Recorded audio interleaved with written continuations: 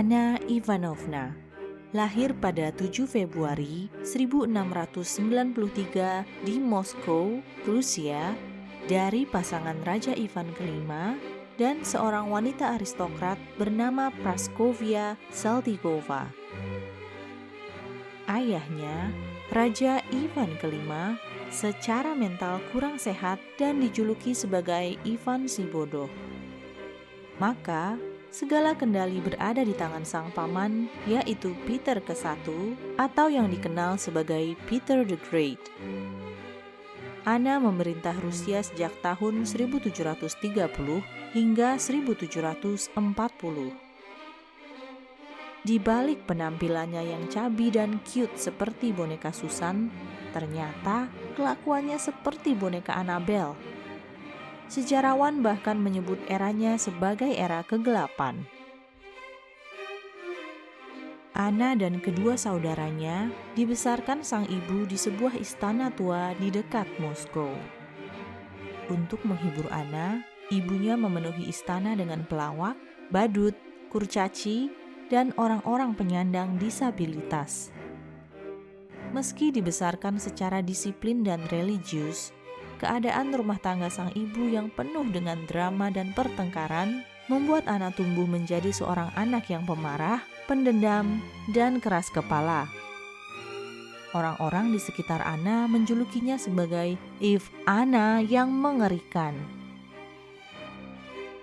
Pada 1710, pamannya, Peter the Great, menikahkan Anna dengan seorang bangsawan dari Courland bernama Frederick William. Anna yang masih remaja senang luar biasa dengan keputusan pamannya itu. Pernikahannya pun dirayakan secara meriah dan besar-besaran. Tapi anehnya, sang paman juga mengadakan sebuah pernikahan parodi yang menampilkan pasangan cebol sebagai mempelai. Beberapa orang berasumsi bahwa pernikahan parodi itu adalah bentuk ejekan Peter terhadap penampilan dan sifat Anna yang buruk. Pernikahan Anna pun juga tidak bertahan lama karena Frederick meninggal pada 1711. Anna merasa sangat kesepian dan mendambakan cinta. Ia meminta kepada pamannya untuk dicarikan suami lagi.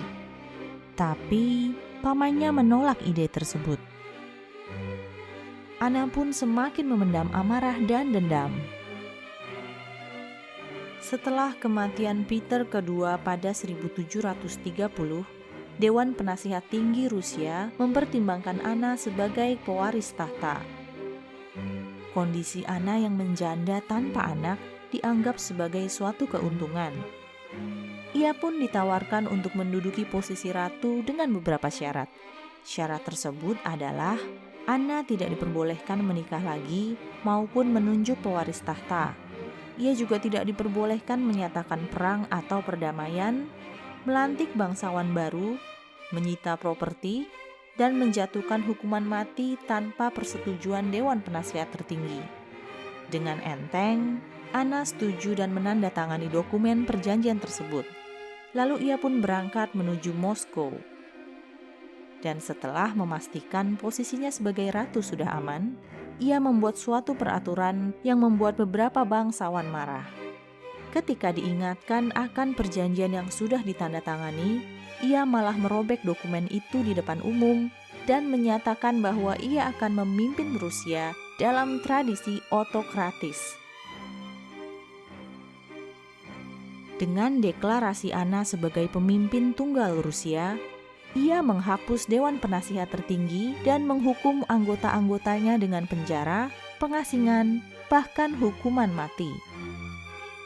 Ia mengangkat seorang bangsawan Jerman, Ernst Johann von Biron, menjadi kepala penasihatnya. Biron merupakan sosok yang tidak kalah kejam. Ia sering melakukan penganiayaan kepada polisi, mata-mata, dan bertanggung jawab atas pengeksekusian ribuan orang Rusia. Ratu Anna juga menaikkan pajak yang sangat memberatkan kaum yang tidak mampu.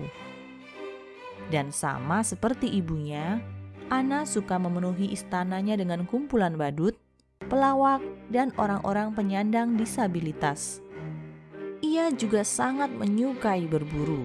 Di dekat jendela kamarnya, pasti diletakkan sebuah senapan untuk Anna menembak hewan manapun yang lewat. Ia juga meminta agar hewan-hewan liar dilepaskan di taman luar kamarnya agar dia bisa menembak hewan kapanpun ia mau. Anna sangat tidak menyukai kerabatnya. Salah satunya adalah sepupunya yang cantik, Elizabeth Petrovna. Elizabeth adalah putri dari almarhum pamannya, Peter ke-1 atau Peter the Great yang dulu suka mengolok-oloknya. Kecantikan Elizabeth membuatnya iri dengki. Saking tidak suka dan merasa tersaingi, Anna membuat peraturan bahwa tidak ada bangsawan yang boleh menikahi Elizabeth. Dan jika Elizabeth menikah dengan rakyat biasa, gelarnya akan dicabut. Suatu hari, Anna bertanya kepada seorang menteri dari Tiongkok, "Siapakah wanita yang paling cantik di ruangan ini?" Menteri pun menjawab, Putri Elizabeth Petrovna lah yang paling cantik, Ratu." Anna pun sangat marah dan mulai merencanakan balas dendamnya. Anna yang mengetahui hubungan backstreet Elizabeth dengan seorang pria bernama Alexis memutuskan untuk menghukum pacar sepupunya itu. Ia memerintahkan agar lidah Alexis dipotong dan mengasingkannya ke Siberia. Dari sekian banyak kekejamannya, cerita Istana Es mungkin yang cukup terkenal. Dahulu sebelum dibubarkan, Dewan Penasihat tertinggi dipenuhi oleh klan Golitsyn dan Dolgoruki. Pastinya ketidaksukaan Anna terhadap keluarga tersebut sudah tertanam di hatinya. Maka, ketika ia mengetahui bahwa Pangeran Mikhail Golitsyn menikahi seorang wanita Katolik dan mengubah kepercayaannya dari Ortodoks ke Katolik, ia merencanakan sesuatu yang kejam. Ratu Anna mengusir istri Pangeran Golitsyn keluar Rusia. Tak hanya itu, gelar Pangeran Golitsyn dicabut dan ia dijadikan badut kerajaan. Ia diperintahkan untuk berjongkok seharian di sebuah keranjang yang ditempatkan di sebelah Ratu Anna. Lalu, untuk lebih mempermalukan Pangeran Golitsyn, Ratu Anna menikahkannya dengan seorang pelayan bernama Avdotia yang sangat buruk rupa. Saat itu sedang musim dingin.